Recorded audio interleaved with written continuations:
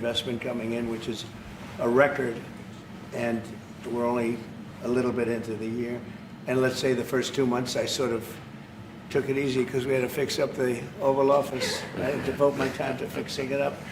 But no, we had to fix up our country. So we have, I think everyone is saying we have the hottest country now anywhere in the world. We were dead a year ago. We are a dead country.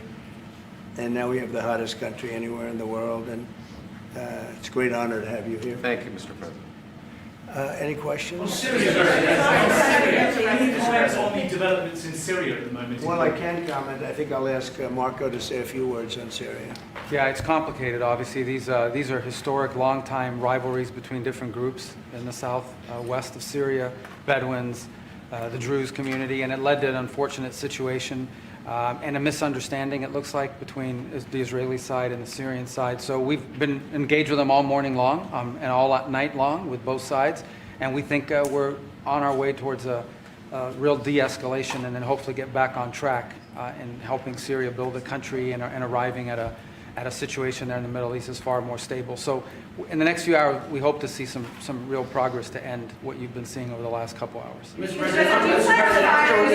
President, Jerome Powell, do you have plans, or if you're back considering firing Jerome Powell, and what's your justification if you're thinking about this to do this? Too late. He's always been too late, hence his nickname, Too Late.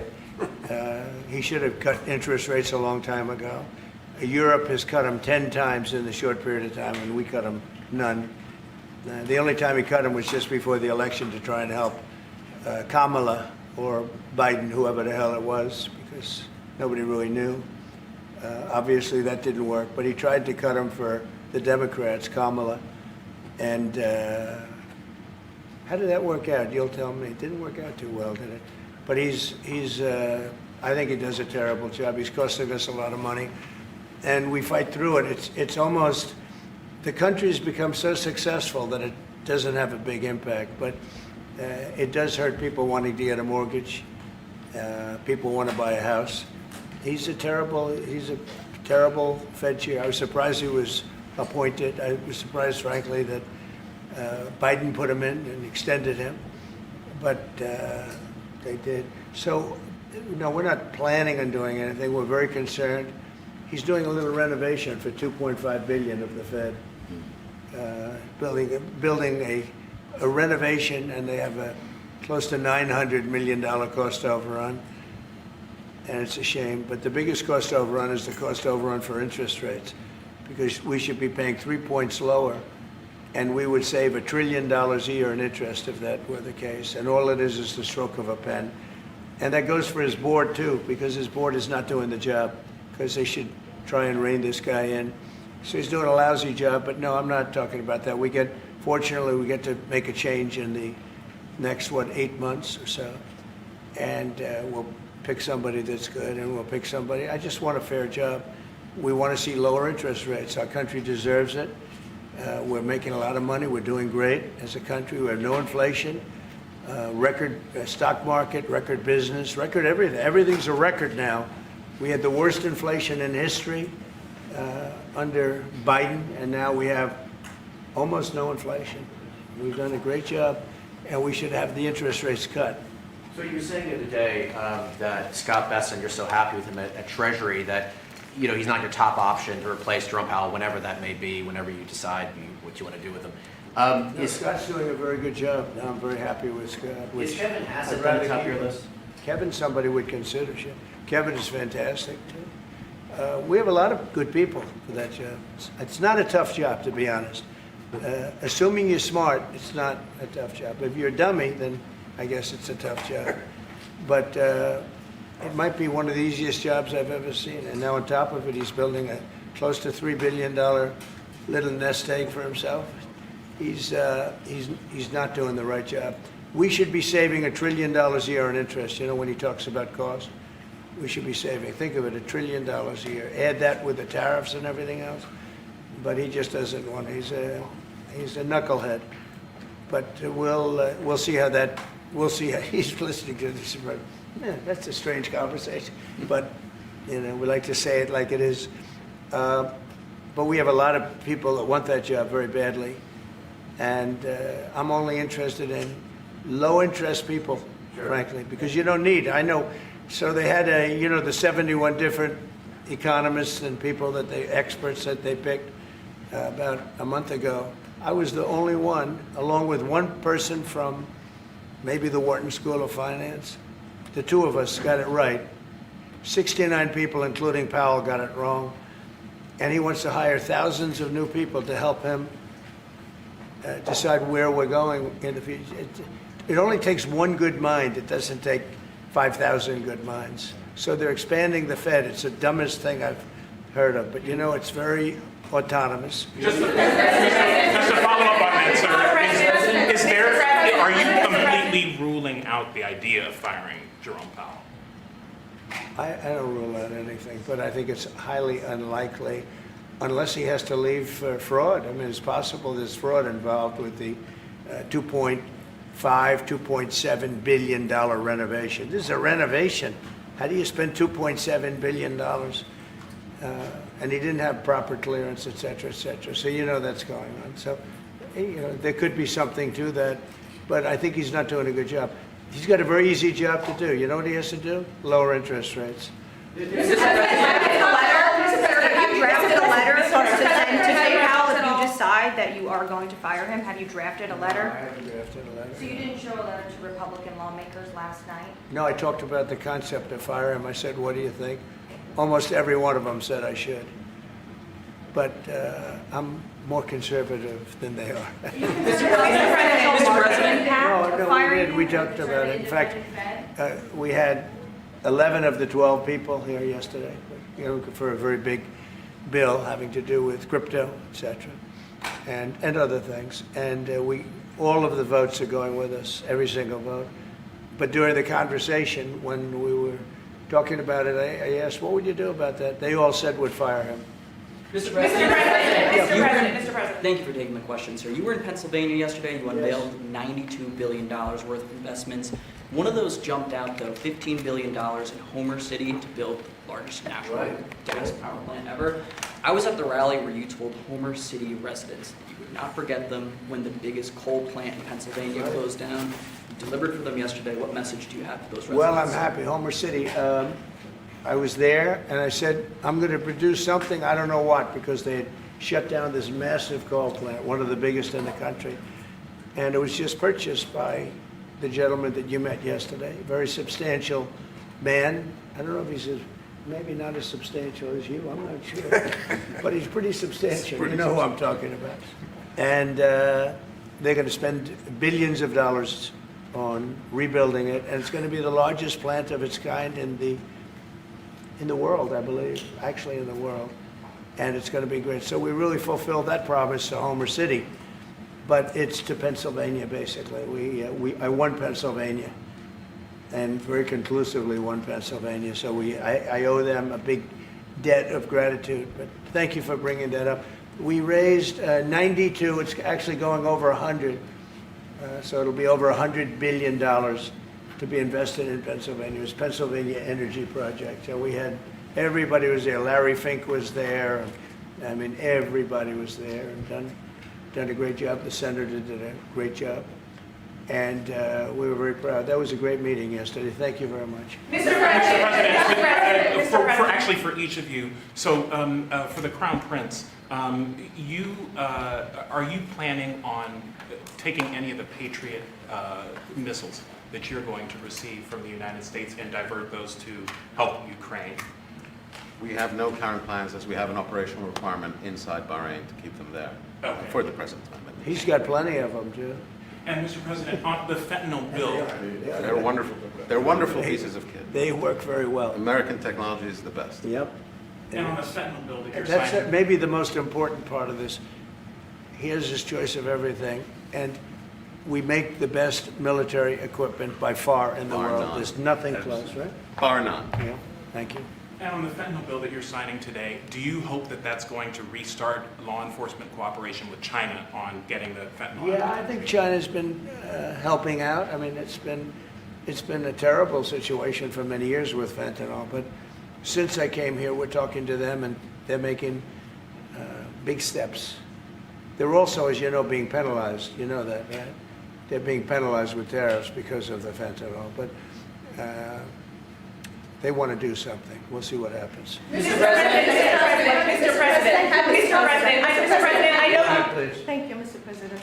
An American from Tampa was beaten to death. He was killed by Israeli settlers in the West Bank. His family has been calling on you to help prosecute his killers. Are you going to do that? An American from Tampa? Yeah, your first sentence is really, go ahead. Okay, an American citizen from Yeah. Tampa, Florida, has been killed in the West Bank. His family has been asking on you to prosecute him. Are you going to help finding his Yeah, killers? well, so first of all, have you seen yesterday, Ambassador Huckabee has asked the Israelis to conduct an investigation. We want to get all the information about who was involved. We protect all American citizens anywhere in the world, especially if they're unjustly murdered or killed. So we're gathering more information, but I hope you saw yesterday Ambassador Huckabee in Israel asked the Israeli authorities to produce an investigation and concrete information about who was responsible for his murder. They're reporting that tomorrow. We have a meeting on it. They're going to be Great. reporting that to And me. can I ask a clarification, Yeah. please? Do you think that the Gulf area now is more secure, and do you believe that a negotiation with Iran is necessary at this stage? Well, I definitely believe that the volatility of the situation has been reduced.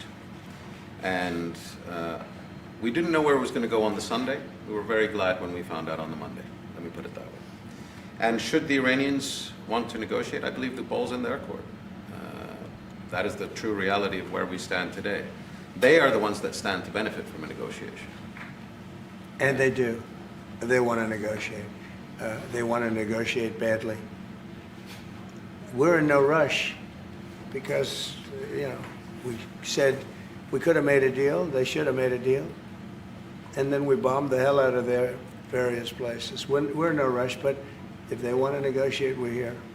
Yeah. Mr. President, I know you want to move past all this intrigue over the Epstein files, but I do want to ask you to clarify something you said this morning. You said this was all a hoax. Has your Attorney big General hoax. told you this was a hoax? What evidence have you No, seen it's of not the that? Attorney General, no. I know it's a hoax. It's started by Democrats. It's been run by the Democrats for 4 years. You had Christopher Wray and these characters and Comey before him. And it's a bad group. It started, actually, look at the Steele dossier that turned out to be a total hoax. The 51 agents, the intelligence, so-called intelligence agents, it was a hoax. It's all been a big hoax. It's perpetrated by the Democrats. And some stupid Republicans and foolish Republicans fall into the net. And so they try and do the Democrats' work. The Democrats are good for nothing other than these hoaxes. They're bad for policy. They're bad for picking candidates that can get elected. Like in New York, we have a communist running. He may get elected too, actually, but he'll destroy the city. It's I call it the Epstein hoax.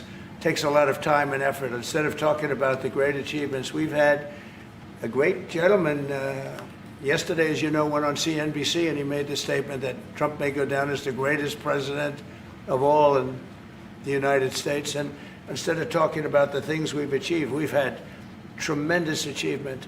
They're wasting their time with a guy who obviously had some very serious problems, who died 3-4 years ago.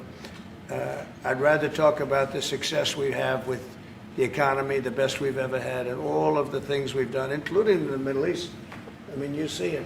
Instead, they want to talk about the Epstein hoax. And the sad part is it's people that are really doing the Democrats' work. They're stupid people. Yeah, go ahead. Mr. President, there's lots of reports coming into this meeting that you planned on firing Fed Chair Jay Powell. Markets Is that reacted. right? Those are reports, but they're not true. So what would be useful to know, are you committed to picking someone from the outside? Are you going to interview individuals that are so on the many board people right that now? want that job. I have people that I've known a long time, they're calling me, begging for the job. You know what you need there? A smart person with common sense, but you need a very smart person for that job. I think it's one of the easiest jobs in government. You show up once a month and you make a statement about where the economy's going, and we're going to raise or lower interest rates. It's probably the easiest job I've ever seen. That's why I'm trying to figure, why does he want to expand and add more people? He's going to add more economists to tell him what to do, but the economists, I was right, all the economists were wrong. They admitted it. Mr. President. They admitted it this morning. Mr. Quiet, President. quiet. Go ahead. Mr. President, on Jerome Mr. Powell, you President, mentioned fraud in an earlier answer. Are you saying you want to investigate the Fed chair for fraud related to this renovation? Well, I think he's already under investigation. He spent far more money than he was supposed to on rebuilding. I didn't see him as being the kind of guy that would want to have parks, rooftop parks and everything else on top of buildings, but who wants to spend that money for the Fed? The Fed is supposed to sit there and say where interest rates are going and a couple of other very easy things to do. And he spent $2.5 billion. I think he's got some problems. Thank you, sir. You also reported a monthly surplus in the month of June, $27 billion. $25 billion. A ton of money. With these new tariff rates coming into effect on August 1st, we're going to be bringing in even more tariff revenue specifically. How much revenue do you think we can consistently bring in from these tariffs, and how big of a game changer is this, not only for the economy, but also fiscal responsibility? Well, we're going to be bringing in, already we've brought in over $100 billion. We'll be bringing in hundreds of billions of dollars. And the tariffs really haven't kicked in that much other than automobiles and steel. August 1st is a big day. August 1st is when very substantial money comes into our country. We've made deals with a lot of great places, but we had one yesterday, that was announced. We have another one coming up, maybe with India, I don't know, we're in negotiation. When I send out a letter, that's a deal. In other words, that's a deal. They don't want to ever say that, oh, how many deals have you made? The best deal we can make is to send out a letter. And the letter says that you'll pay 30%, 35%, 25%, 20%, in one case 50%, Brazil, and because what they're doing to their former president is disgraceful. I know the former president. He fought like hell for the people of Brazil, that I can tell you. And I believe he's an honest man. I think what they're doing to him is terrible. So, yeah, we have some pretty good deals to announce, but every time we send out a letter, that's a deal. The big one really is going to be on the 150 countries that we're really not negotiating with, and they're smaller. We don't do much business with them. Because you have a lot of countries, you have over 200 countries, and a lot of people don't know this, but we'll have well over 150 countries that we're just going to send a notice of payment out, and the notice of payment is going to say what the tariff, and it's all going to be the same for everyone, for that group. They don't, they're not big countries, and they don't do that much business. It's not like the ones that we've agreed with, like China, like Japan, where we're negotiating with them, but I think probably we'll live by the letter with Japan. We're very close to a deal with India where they open it up. Indonesia yesterday was, it wasn't an open country, now it is. And they have tremendous copper, quality copper, and probably the most copper. And we made a deal with Indonesia. We pay no tariff, zero, and we have total access to trade. That's a phenomenal deal for our companies. And we've agreed with them, as you know, on 19%. They pay 19%. And it's a good deal for them, and it's a good deal for us in that case. But we have a number of them coming up. But overall, we're doing well, and we're taking in a lot of money, a lot of money. We have the number one, we have the most oil of any country in the world, even more than them, which is hard to believe. But we have a little larger piece of land, right? We do, sir. But May well be so. we're number one in the world in oil, and we're drilling, and today it hit $64 a barrel, which is great, and that'll help stop wars, actually. If you want to know the truth, it's going to help stop wars, and we hope to get it down a little bit more. But we have oil down to $2, $2.25, $2.50 in numerous states. We hit one at $1.98 a gallon, and that's a great thing. That's one of the reasons that inflation's in check. When you can do that, you stop the inflation. What Biden did is he ended our policies, went to his policies. He doesn't have a policy. Some lunatic around the desk had a policy. Whoever operated the auto pen had a policy, which is, by the way, I think the biggest scandal. That's the scandal they should be talking about, not Jeffrey Epstein. The scandal you should be talking about is the auto pen, because I think it's the biggest scandal, one of them in American history. So the economy is doing really well, and people are seeing it. Yeah. Will you ask Attorney General Pam Bondi to release more documents to finally put this controversy to bed? You know, whatever's credible, she can release. If a document is credible, if a document's there that is credible, she can release. I think it's good. But it's just really, it's just a subject. He's dead. He's gone, and all it is the Republicans. Certain Republicans got duped by the Democrats, and they're following a Democrat playbook. And no different than Russia, and all the other hoaxes. They're started by the Democrats, and some Republicans, in this case I was surprised, but they got duped. But have you talked about it with her the last witness? President, first of all, your high-ranking officials, whether it's been your FBI director or Pam Bondi, they have made some inconsistent statements in the past. You've had. Well, I don't know. I can't speak about him, but I can say that Pam Bondi, I really think that she's done very good. She says, I gave you all the credible information. And if she finds any more credible information, she'll give that too. What more can she do than that? I mean, honestly, what more can she do?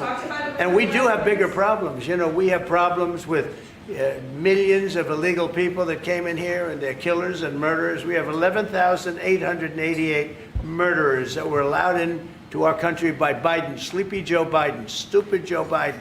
He allowed them into our country. And you know what? We got to do something about it. She's got a lot of things she's working on. And, you know, it's very sad that somebody can be waylaid, that just get waylaid, but I think she's doing a great job, President. In your Truth Social this morning, you mentioned past supporters when you were talking about the Epstein issue. Does that mean that you're effectively disowning any supporters who are now I lost a lot of faith in certain people, yeah. I lost, because they got duped by the Democrats. The Democrats are good for nothing. They've done a terrible job. They almost destroyed our country. If I didn't get elected, all these numbers you're hearing about, they found $25 billion and another 25 is coming in, and hundreds of billions of dollars is pouring into our country. And we just got the biggest tax cut in history. We just got the biggest regulation cuts in history. There'll be no tax on tips. There'll be no tax on Social Security. There'll be no tax on overtime. There'll be no tax on so many other things. You're allowed to deduct your interest from a car payment. That's never happened before.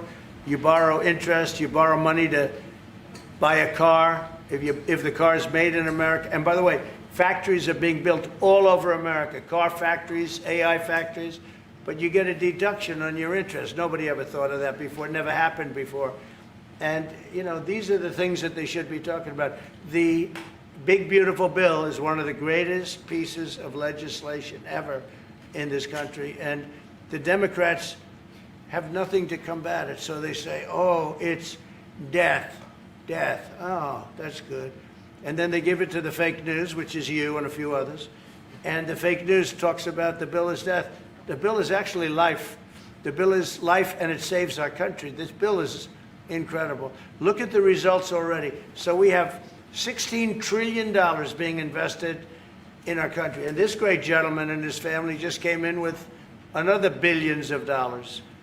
And if he didn't like the country, if he didn't like where we were going, he's very smart.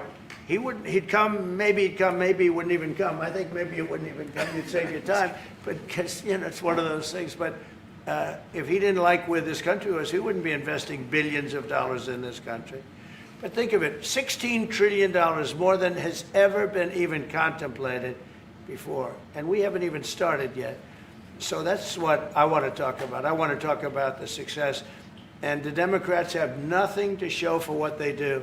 They almost destroyed. They allowed 25 million people to come into our country, gang members, jailbirds, from all over the world, not South America, from all over the world. They allowed them to come into our country from mental institutions, insane asylums, just walk right through. They couldn't come into your country.